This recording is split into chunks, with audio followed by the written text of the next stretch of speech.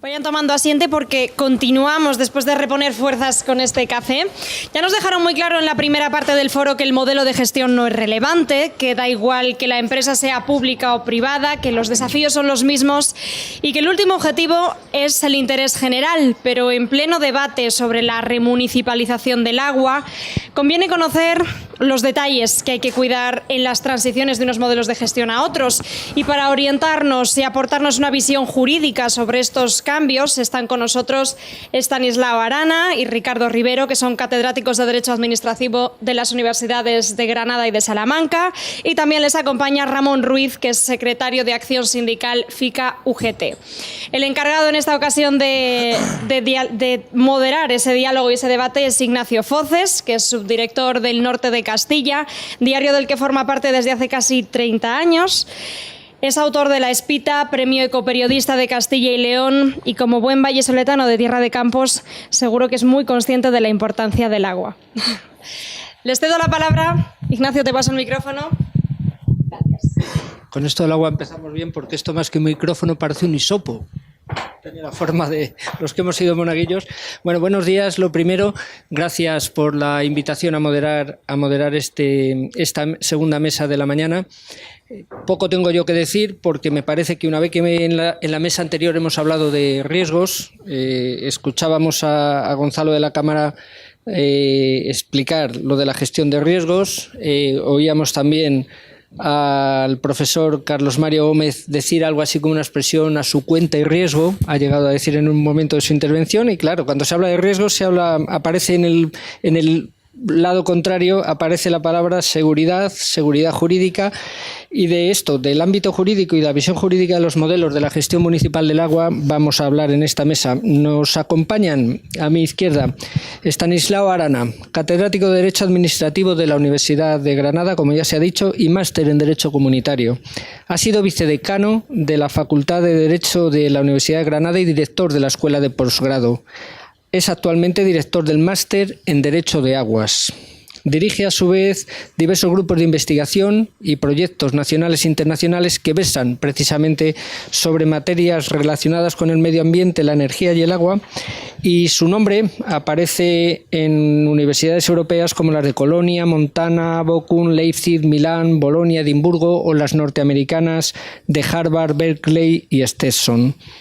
A su izquierda, Ricardo Rivero, no sé si decir palentino afincado en Valladolid y residente en Salamanca, o palentino vallisoletano salmantino. Es catedrático de Derecho Administrativo de la Universidad de Salamanca y hasta el pasado mes de mayo ha sido decano de la Facultad de Derecho de allí. Podía seguir de decano porque fue reelegido para otros 3 años, pero como en esta tierra solemos dar gente de principios, le ha parecido, aparte de honesto y honrado, le ha parecido lo más sensato no utilizar el puesto de decano de la Universidad de Derecho para su próxima campaña al rectorado de la Universidad Salmantina, para que ya de antemano le deseamos la mayor de las fortunas. Es doctor en Derecho con premio extraordinario, ha sido profesor invitado en las universidades de París, en la Escuela de Administración Pública de Speyer en Alemania, en la Universidad de Sao Paulo en Brasil, La Plata en Argentina, Los Andes, Rosario y Javeriana de Bogotá en Colombia. Es profesor de la Universidad James Madison de Virginia y director del Grupo de Investigación en Reforma y Modernización de las Administraciones Públicas. Además, está en posesión de la Medalla Isidro Fabela de la Universidad Nacional de México y ha sido premio de investigación del Consejo Económico y Social de Castilla y León, entre otro buen número de reconocimientos internacionales y nacionales que tiene. Y a su izquierda, Ramón Ruiz, que ha sido secretario de Acción Sindical Estatal de la Federación de Industria y Trabajadores Agrarios de la Unión General de Trabajadores entre los años 2005 y 2016. En la actualidad forma parte del Grupo de Trabajo del Sector Energético Estatal de la Federación de Industria, Construcción y Agro de UGT, y es el portavoz de FICA-UGT en la Comisión Nacional de Seguridad y de Salud del Grupo Resol. Por este orden van a intervenir. Sí les ruego que por favor se adapten lo máximo posible a A los 15 minutos, que sería ya un exceso los 15 minutos, a los 12 empezará a sonar una campaña y a los 15 entrará un guardia civil de paisano y lo sacará directamente para que nos... No, ni de la ODED ni de la UCOS, guardia civil de paisano. Así que, por favor, profesor Arana.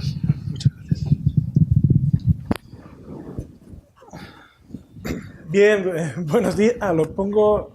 Tengo este micro, no sé si... Tengo que hacer con el hisopo. Buenos días, muchas gracias por la presentación. Y en primer lugar, lo que me gustaría hacer es agradecer al Foro de la Economía del Agua la nueva invitación que me han hecho para participar aquí. Además, felicitarles porque si antes ha quedado bastante claro que el problema no solo en este tema, sino en los grandes problemas de este país es tener a una sociedad civil lo suficientemente fuerte y dinámica como para poder afrontar los problemas, el Foro de la Economía del Agua, sin lugar a dudas, está contribuyendo a ese tema en un ámbito tan esencial y tan importante como el agua. Antes lo comentaba con el profesor Rivero que los economistas, con esa ansia expansiva que tienen últimamente, pues no han comido el terreno académico en muchos ámbitos y también el expositivo en este, pues han adelantado muy brillantemente, por cierto, algunas de las ideas que queríamos comentar. No obstante, la primera de ellas me resisto a dejar de comentarla porque es algo obvio, pero ellos lo han comentado y yo quiero volver a insistir en ello porque creo que es realmente fundamental. Es una idea básica, un punto de partida claro, pero que a veces se manipula en demasía. Los servicios urbanos del agua son servicios públicos y son servicios públicos esenciales en nuestro sistema jurídico. Tanto la legislación del régimen local como la legislación propia y específica del agua así lo reconoce. Eso significa que son servicios que tienen que estar asegurados y garantizados por el poder público. Y además, en segundo lugar, la materia prima sobre la que trabajan esos servicios urbanos del agua son propiedad, son titularidad, son bienes de dominio público. El agua en España es un bien de dominio público. Es algo muy básico, pero a veces se pierde la perspectiva. No hay privatizaciones ni del servicio, o sea, sí, de la forma de gestión del servicio, ni del agua. No se está discutiendo eso. Lo que en algún momento, aquí en Valladolid y en otras ciudades y en otros municipios de nuestro país, se discute es que la gestión pudiera ser o pudiera contar con participación de la iniciativa privada. Pero la declaración de servicio público y la titularidad del bien son públicos y no se discute. Y por lo tanto, las máximas responsabilidades sobre lo que ese servicio y sobre lo que sobre ese bien se haga son públicas. Eso no se discute. Es una regulación, por lo tanto, pública, y es verdad que fruto de un país como el nuestro, descentralizado, heterogéneo, políticamente descentralizado, como digo, pues es una regulación heterogénea y eso genera ciertas dificultades, genera ciertas debilidades a las que tenemos que enfrentarnos. Por otra parte, hay quien ve esa heterogeneidad como una gran oportunidad, una posibilidad de adecuar las necesidades de la gestión de un bien esencial a las características propias de cada lugar. Por lo tanto, el debate no está tanto en la titularidad, sino en la forma de gestión. Y en esto de la forma de gestión, pues hay evidentemente un componente ideológico, hay un componente también de moda. Antes de los años 80 creíamos que lo ideal era una gestión directa. Desde los años 80 hasta casi antes de ayer pensábamos que la colaboración público-privada era la mejor forma de resolver la prestación de servicios esenciales y ahora parece que de manera incipiente consideramos que volver a fórmulas de gestión directa, volver a responsabilidades no solo de la titularidad, sino también de la gestión exclusivamente pública, parece que son más beneficiosas. A pesar de eso, jurídicamente, que es lo que nosotros venimos a aportar, se sigue manteniendo el principio de libertad organizativa y de discrecionalidad a la hora de elegir el mejor modo de gestión de los servicios públicos, como los del ciclo urbano del agua se refiere. Hay una libertad para que sea la administración titular del agua la que decida cuál es la mejor de las fórmulas, ya sea directa, con las distintas modalidades, o gestión indirecta.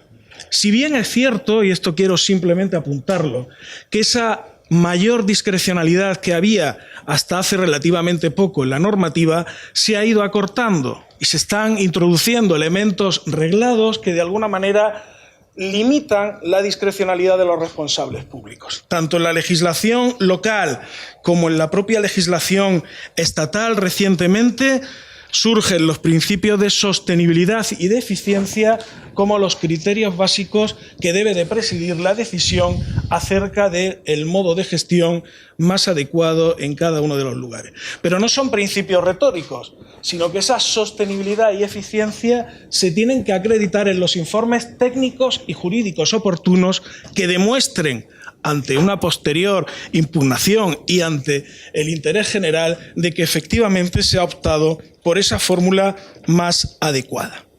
Por lo tanto, control, discrecionalidad a la hora de elegir la fórmula que se considere más adecuada, pero elementos reglados que reducen o tratan de reducir ex ante, antes de tomar esa decisión, esa hipotética libertad.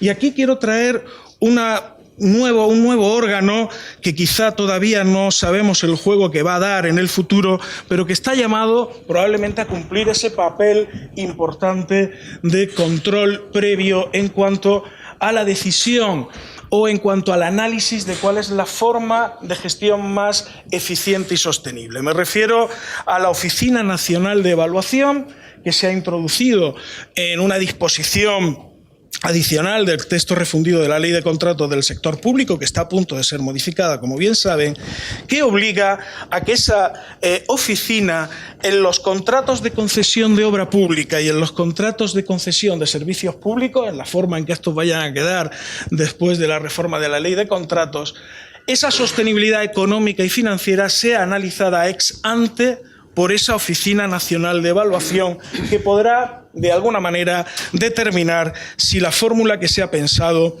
es la más adecuada. Libertad organizativa, que parecen también respetar las nuevas directivas de contratación y, por lo tanto, respuesta a esa tendencia liberal de libertad de elección, y salvo que yo me equivoque, exclusivamente no contamos más que un ejemplo, que es la Constitución de Bolivia, donde se imponga constitucional y obligatoriamente la gestión directa de un servicio como el agua. En el resto del mundo civilizado se deja a la elección del titular del servicio y que ésta se haga con esos criterios de eficiencia y sostenibilidad. El problema de la reinternalización, que no remunicipalización, pues ya está más que analizado, que no es del todo correcto técnicamente hablar de remunicipalización, sino en todo caso de reinternalización. Es un debate que está ahí, en el que no puedo entrar en mucho detalle. Esa reinternalización se puede dar en dos situaciones diferentes. Una, cuando el contrato está en vigor, cuando el contrato de gestión de un servicio público que está en manos de un concesionario o de una sociedad mixta, estando en vigor, la Administración decide reinternalizarlo. Eso, dicho en términos claros, es una expropiación forzosa, es un rescate que exige la correspondiente indemnización. Primera situación. Segunda situación, el contrato que finaliza su gestión y no se decide ni prorrogarlo ni sacarlo de nuevo a concurso, sino asumirlo como un servicio propio de la administración local. Ese es el problema o la situación que creo que se está dando en Valladolid, y simplemente apuntar algunas de las cuestiones más polémicas que se pueden presentar en esa transición, en ese debate de lo privado o de una gestión indirecta a una gestión totalmente directa. ¿Qué cuestiones son polémicas o dónde se puede jurídicamente poner en tela de juicio, o qué cuestiones hay que tener en cuenta? Un tema esencial es la información de ese servicio.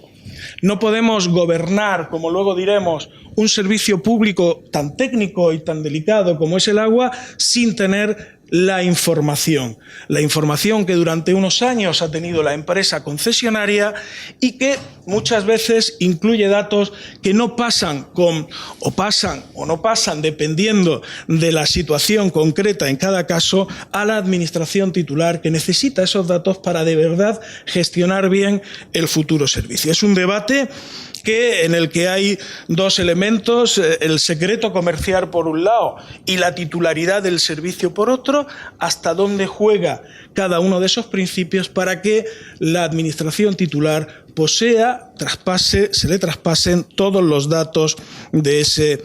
Lógicamente habrá que estar muy atentos a lo que diga el pliego de condiciones que en su día se utilizó o a los distintos instrumentos normativos que hayan desarrollado ese servicio público a lo largo del tiempo. El tema del personal, no me voy a extender mucho porque hay una persona mucho más cualificada que yo y que lógicamente tratará con más detalle esa cuestión. Simplemente apuntar la existencia de una disposición adicional 27ª en el proyecto de ley de presupuestos del Estado actual que expresamente trata de blindar esa teórica, el debate entre sucesión de empresas y los principios de mérito y capacidad. Esa disposición de la ley de presupuestos trata de blindar ese supuesto traspaso de personal de empresas concesionarias que entren o que finalicen su contrato o que hayan sido rescatadas a ingresar el personal al servicio de las administraciones públicas. No sé si esa disposición finalmente se llevará, si contradice o no la directiva comunitaria en materia de sucesión de empresas, pero al menos sí quería dejarlo encima de la mesa. Hay una serie de propuestas, algunas que ya se han puesto encima de la mesa por parte de los intervinientes anteriores y que son algunos de los elementos que necesariamente tenemos que tener en cuenta a la hora de reconsiderar y a la hora de revitalizar estos servicios urbanos del agua.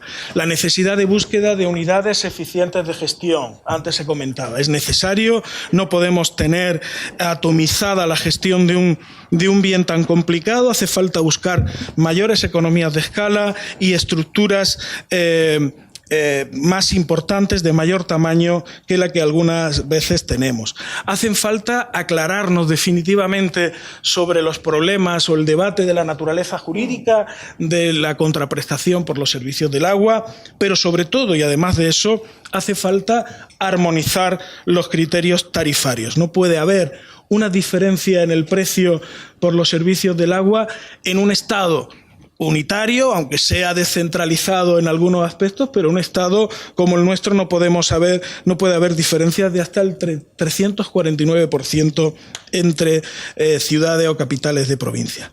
Otra cuestión esencial, de alguna manera, hay que blindar, en el caso de que se opte por gestión indirecta, hay que blindar los cánones concesionales. No es posible que los titulares del servicio sigan utilizando esos cánones concesionales para financiar, como antes se nos decía, hasta el 80% de esa cantidad en cosas que no tienen nada que ver con los servicios del agua.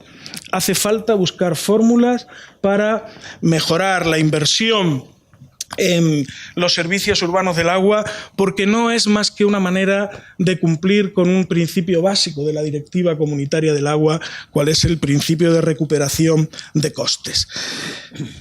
Hay que hacer un análisis más adecuado acerca de cuál es el tiempo realmente necesario para las concesiones, evitando contratos que sean injustificadamente largos. Y por último, y es la cuestión más importante, esta ya creo es el debate esencial que se ha apuntado de alguna manera, pero que creo que los juristas tenemos bastante que decir y que avanzar en ello, es necesario introducir mecanismos realmente efectivos de control por parte de las titulares del servicio a los gestores que están desarrollando esa actividad. Yo creo que esa es la clave. Esa es una potestad que siempre tiene el titular del servicio y que no siempre ha ejercido realmente con la fuerza y la intensidad que debía. Muchas veces porque han entrado en una connivencia público-privado, en un juego de intereses, en un mira por el otro lado, que yo te financio. Eso es algo que tiene que acabarse. El poder público tiene que ejercer sus poderes de reglamentación y, sobre todo, sus poderes de control de la gestión.